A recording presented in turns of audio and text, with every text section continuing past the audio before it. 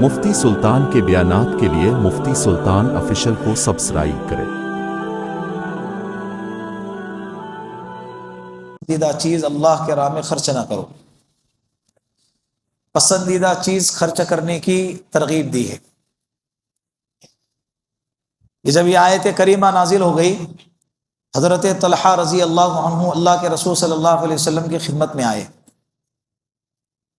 مسجد نبوی کے بالکل سامنے لہلہاتا پھلوں سے بھرا ہوا حضرت طلحہ رضی اللہ عنہ کا باغ تھا۔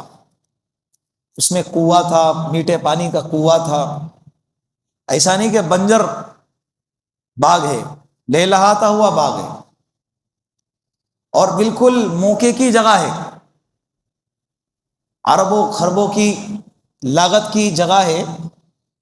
جب یہ آیت کریمہ نازل ہو گئی تو اللہ کے رسول صلی اللہ علیہ وسلم کی خدمت میں آئے اور کہنے لگے، یا رسول اللہ، میرے پاس بہت ساری جائیدادیں ہیں، سب سے پسندیدہ جائیداد اگر کوئی ہے تو یہ باغ ہے، میں اسے اللہ کے راستے میں وقف کرنا چاہتا ہوں۔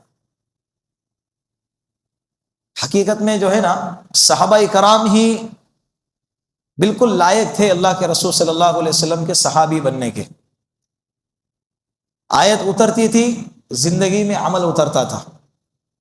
ہم کتنی دفعہ آیتیں سنتے ہیں، کتنی دفعہ احادیث سنتے ہیں، لیکن ہمارے زندگی میں اس کے اثرات نظر نہیں آتے۔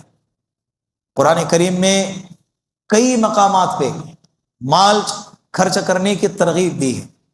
یسألونک ماذا ينفقون، صحابہ پوچھتے تھے، اے اللہ کے رسول، اللہ نے ہمیں مال دیا ہے، آپ بتاؤ نا کہاں خرچ کریں۔ بعض لوگوں کا یہ آج بھی کل بھی مسئلہ ہوتا ہے، کہاں خرچ کرنا معلوم نہیں ہوتا ہے۔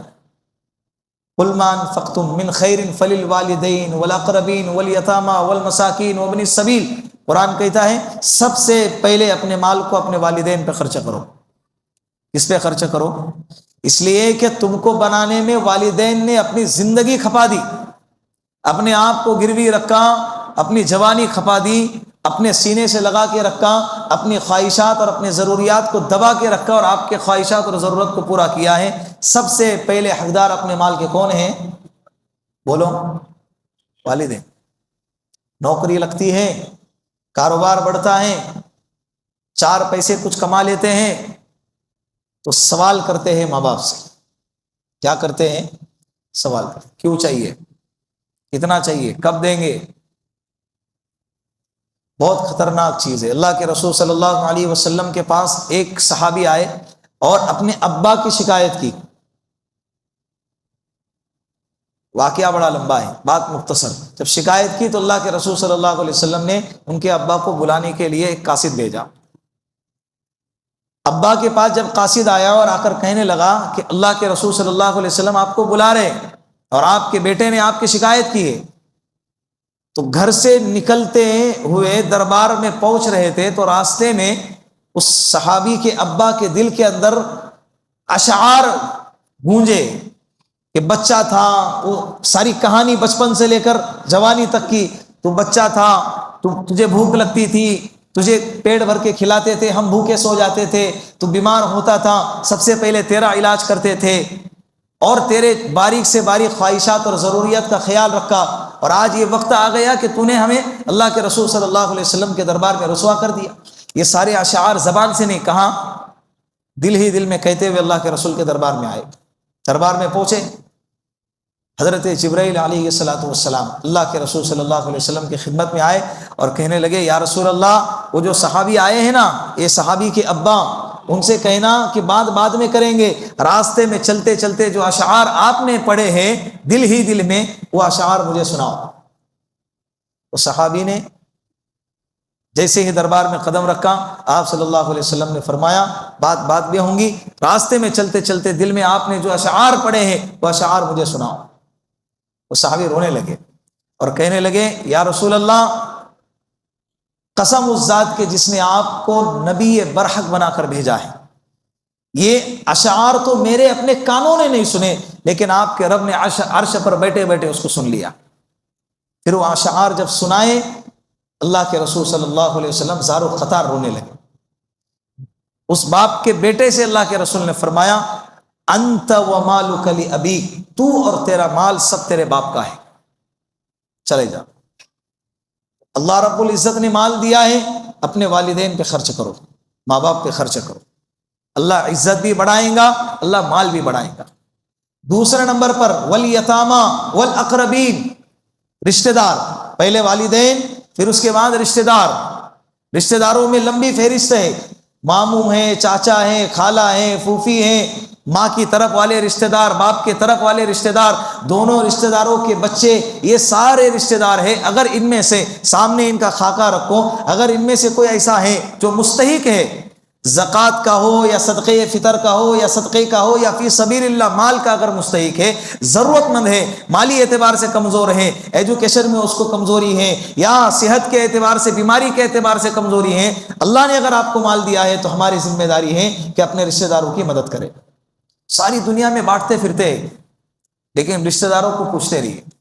کئی رشتہ دار آ کر ہم کو جب سناتے ہیں نا، کیا فائدہ اسی دینداری کا، کیا فائدہ اسے مالداری کا، ساری دنیا میں بانٹتے ہیں، انہی کے گھر کے نیچے، کہتے ہیں نا چراغ کے نیچے اندھیرا، انہی کے گھر کے نیچے ہم رہتے ہیں، انہی کے رشتہ دار ہیں، لیکن ہم کو آج تک کبھی پوچھا نہیں ہے کیا جاتا ہے، بتائیں کیا جاتا ہے۔ یہ دو گے نا، اللہ آپ کو دوہرا اجر عطا فرمائے گا، ایک صدقہ کرنے کا اجر اللہ عطا فرمائے گا، اور دوسرا رشتہ داروں کے ساتھ صلہ رحمی کرنے کا اجر عطا فرمائے گا۔ اور یہ مال کے دینے کی وجہ سے سامنے والے رشتہ دار کے دل میں اللہ آپ کی محبت بٹھائے گا، یہ بہت بڑی بات ہے۔ آج کل دل نفرتوں سے بھرے ہوئے ہیں، اس کی وجہ کیا ہے؟ لوگ خرچہ ہی نہیں کرتے۔ ضروری نہیں ہے کہ لاکھوں میں لٹائے گا، اللہ نے آپ کو جتنی استطاعت عطا فرمائی ہے، ہدیہ دیتے رہو، لیتے رہو، مال خرچ کرتے رہو، لوگوں کو، اپنے رشتہ داروں کو بلاتے رہو، کھانا کھلاتے رہو، دعوت دیتے رہو۔ قرآن کریم میں کھلانے کی، پلانے کی، خرچ کرنے کی بہت زیادہ ترغیب آئی ہے۔ یہ والاقربین والیتاما والمساکین وابن السبیل، جو یتیم ہیں، جو مسکین ہے، یتیم نہیں ہے، یتیم ہے، باپ کا سایہ سر سے اڑ گیا، ضرورت مند ہے، ایسے وقت میں ہماری ذمہ داری، قوم کی ذمہ داری ہے کہ یتیم کے سر پر کفالت کا ہاتھ رکھے، شفقت کا ہاتھ رکھے، تاکہ اسے اس کے ابا کی یاد نہ آئے۔ جیسے آپ صلی اللہ علیہ وسلم نے صرف ترغیب نہیں دی ہے، بلکہ عملی جامہ امت کو پیش کر کے گئے ہیں۔ میں بارہا ایک واقعہ سنایا کرتا ہوں کہ مدینہ المنورہ میں عید کے عنوان پر آپ صلی اللہ علیہ وسلم عید کی نماز پڑھانے کے لیے جب نکلے ہیں، عیدگاہ جانے کے لیے، راستے میں دیکھا کہ چند بچے کھیل رہے ہیں اور ایک بچہ سائیڈ میں کھڑے رہ کے رو رہا ہے۔ آپ صلی اللہ علیہ وسلم گئے، دو جہاں کا سردار، ہم بچوں کو سلام بھی نہیں کرتے، سلام کیا کرو، اللہ کبر کی بیماری سے دور پاک کرے گا، نفاق کی بیماری سے اللہ پاک کرے گا۔ جو بندہ سلام میں پہل کرتا ہے وہ بندہ منافقین کی فہرست سے نکل جاتا ہے اور متکبرین کی فہرست سے نکل جاتا ہے۔ سلام کو عام کرو، سلام میں پہل کرنے کی کوشش کرو۔ صحابہ فرماتے ہیں ہم کئی دفعہ کوشش کرتے تھے کہ اللہ کے رسول کے آنے سے پہلے ہم سلام کریں، لیکن ہم ہار جاتے، اللہ کے رسول صلی اللہ علیہ وسلم جیت جاتے۔ سلام کرنے میں پہل کرنے کی کوشش کرو۔ ایک مرتبہ ایک سلام مکمل کریں گے، اللہ 30 نیکیاں عطا فرماتے ہیں۔ کتنی نیکیاں؟ 30 نیکیاں۔ ہمارے حضرت مولانا منیر صاحب نور اللہ مرقدہ رحمۃ اللہ علیہ وہ فرمایا کرتے تھے، جو بندہ ایک دن میں 20 سے زائد مسلمانوں کو سلام کریں گا، اللہ اس کو مستجاب الدعوات بنائیں گے۔ کیا بنائیں گے؟ مستجاب الدعوات، ایسا شخص بنائیں گے کہ جس کی دعا کبھی رد نہیں ہوگی، کبھی بھی رد۔ تو اللہ کے رسول صلی اللہ علیہ وسلم نے اس یتیم بچے کو پوچھا کہ بیٹا کیا ہو گیا، تیرے پاس کھیلنے کے لیے کچھ نہیں ہے؟ کہا کہ نہیں میرے پاس کھیلنے کو ہے۔ پھر رو کیوں رہا ہے؟ کہا کہ آج عید کا دن ہے اور میرے ابا نہیں ہے، میرے ابا فلاں جنگ میں شہید ہو گئے۔ اللہ کے رسول صلی اللہ علیہ وسلم عیدگاہ جا رہے تھے، لوٹ کر دوبارہ اس بچے کو لے کے گھر آئے اور امی عائشہ رضی اللہ عنہا سے فرمایا، یہ عائشہ حسن حسین رضی اللہ عنہما کے لباس میں کوئی اگر عمدہ لباس ہے وہ لباس اس بچے کو پہنا دو۔ بچے کو پہنایا گیا۔ اللہ کے رسول صلی اللہ علیہ وسلم نے فرمایا بچے سے، بیٹا کیا تو اس بات سے راضی ہے کہ تیری ماں عائشہ بنے اور تیرا باپ محمد الرسول اللہ؟ اب وہ بیٹے کے تو وہ بچے کے کیا کہنے، وارے نیارے ہو گئے۔ پھر جب نکلے گھر سے تو اس بچے سے پوچھا، بیٹا جب تو اپنے گھر سے ابا کے ساتھ میں عیدگاہ جاتا تھا عید کے لیے تو کس طرح سے جاتا تھا؟ تو بچہ کہنے لگا میرے ابا مجھے اپنے کندھے پہ بٹھا کے عیدگاہ لے جاتے تھے، دو جہاں کا سردار سید الکونین امام الانبیاء والمرسلین اپنے آپ کو جھکاتے ہیں اور بچے کو اپنے کندھے پہ بٹھاتے ہیں، اور کندھے پہ بٹھا کے عیدگاہ لے جا رہے ہیں۔ خود کا بیٹا نہیں ہے، یتیم ہے، کسی اور کا بیٹا ہے، لیکن یتیم ہونے کی وجہ سے اس کو اپنے کندھوں پہ بٹھا کے امت کو پیغام دیا کہ یتیم کے ساتھ اس طرح کا ویوہار کیا جاتا ہے، اس طرح کا معاملہ کیا جاتا ہے۔ پھر انہی بچوں کے پاس سے گزر رہے تھے جہاں سے اس کے پہلے گزرے تھے، تو وہ سارے بچے کھڑے ہو گئے اور اللہ کے رسول صلی اللہ علیہ وسلم کو اور اللہ کے رسول کے کندھے پہ بیٹھے وہ اس بچے کو دیکھنے لگے، اور آنکھوں ہی آنکھوں میں ایک دوسرے کو اشارے کر رہے ہیں۔ دیکھیں کیا قسمت پائی ہے، کیا قسمت پائی ہے۔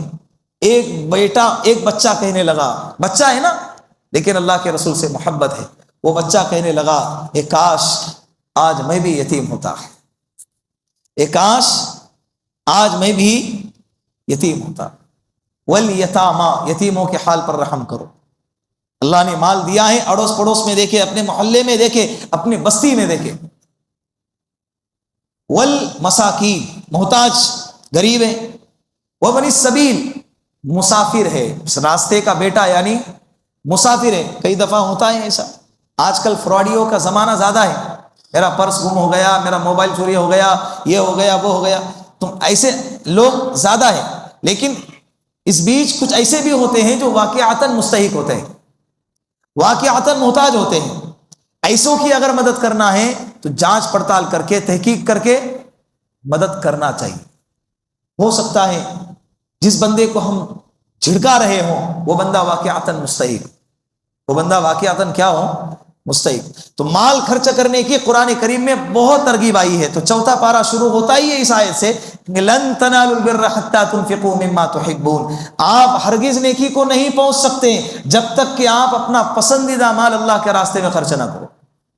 یہ نہیں کہ لباس پرانا ہو گیا تو پھر دے دو، یہ فلاں چیز خراب ہو گئی تو دے دو، نہ، جو مال میں اپنا پسندیدہ مال ہے، لباس میں جو پسندیدہ لباس ہے وہ کر کے دیکھو، اپنے دل کی اصلاح ہوں گی۔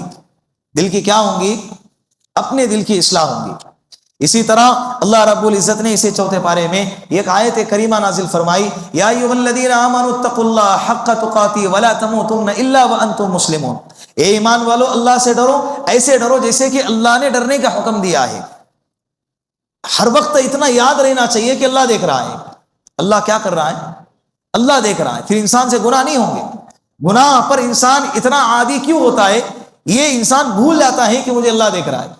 وَاعْتَصِمُوا بِحَبْلِ اللَّهِ جَمِيعًا وَلَا تَفَرَّقُوا، اللہ کے رسی کو مضبوطی سے پکڑے رکھو اور آپس میں تفرقہ بازی نہ کرو، آپس میں کیا نہ کرو؟ تفرقہ بازی نہ کرو۔ اسی طرح اسی چوتھے پارے میں اللہ رب العزت نے دعوت کے کام کرنے کی فضیلت بیان فرمائی ہے، کنتم خیر امت اخرجت للناس تأمرون بالمعروف وتنہون عن المنکر۔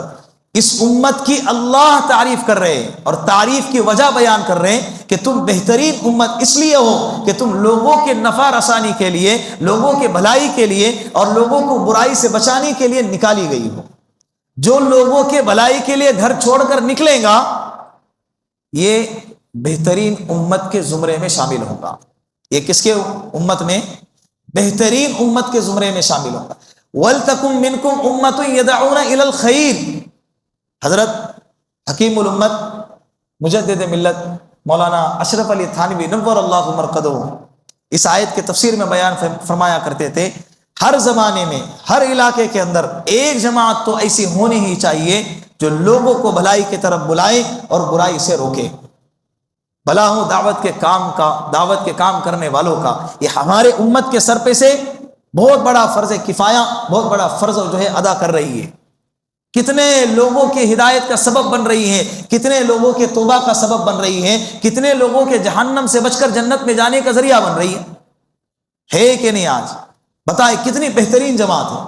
اسی طرح چوتھے پارے کے اندر اللہ رب العزت نے ایک آیت کریمہ نازل فرمائی جس میں آپ صلی اللہ علیہ وسلم کے صفت کو بیان فرمایا، آپ صلی اللہ علیہ وسلم کے صفت کو بیان فرمایا اور یہ بیان فرما کر تعریف بیان فرمائی، فَبِمَا رَحْمَةٍ مِّنَ اللَّهِ لِنْتَ لَهُمْ وَلَوْ كُنْتَ فَظًّا غَلِيظَ الْقَلْبِ لَانفَضُّوا مِنْ حَوْلِكَ۔ اے نبی جی، آپ کو ہم نے نرم مزاج بنایا، اگر آپ سخت مزاج ہوتے تو یہ صحابہ کا جو ارد گرد مجمع آپ کے جمع ہے یہ سب آپ کو چھوڑ کے چلا جاتا۔